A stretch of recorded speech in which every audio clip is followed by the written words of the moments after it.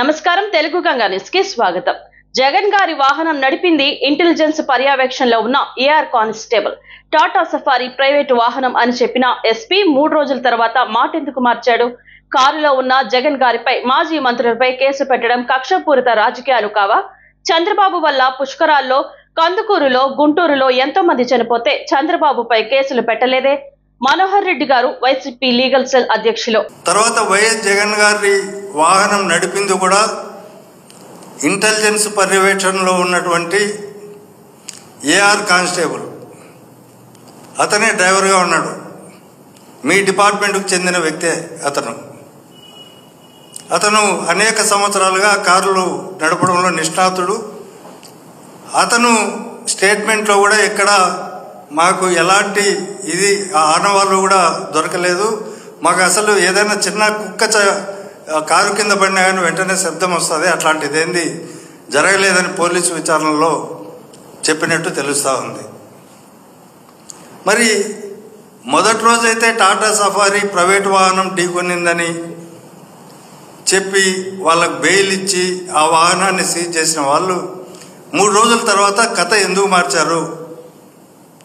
ఎందుకు ఎస్పీ గారు మళ్ళీ ఇంకో ప్రెస్ మీట్ పెట్టారు? ఎందుకు సంబంధం లేని వ్యక్తులను చట్ట వ్యతిరేకంగా డ్రైవర్ పైన ఏదైనా కేసు పెట్టారనుకుంటే ఏదో ర్యాష్ అండ్ నెగ్లిజెంట్ డ్రైవింగ్ కింద సహజంగానే పెట్టింటారులే అని అనుకోవచ్చు.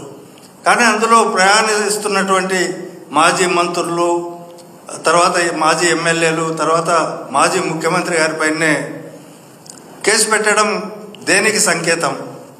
ఇది కక్షపూరిత రాజకీయాలు కావా? తర్వాత గతంలోనే 2015, 2016 సంవత్సరాల్లో చంద్రబాబు కాన్వాయ్ ఢీకొని 2 వ్యక్తులు చనిపోయారు. కానీ వాళ్ళపైన కేసులు ఆ రోజు చంద్రబాబు గారి పైన కేసులు పెట్టలేదే. గోదావరి పుష్కరాల్లో నీ పదవీ కాంక్ష కోసం పెట్టిన కార్యక్రమంలో 29 మంది చనిపోతే ఆ రోజు నీ పైన కేసు పెట్టలేదే. అదేవిధంగా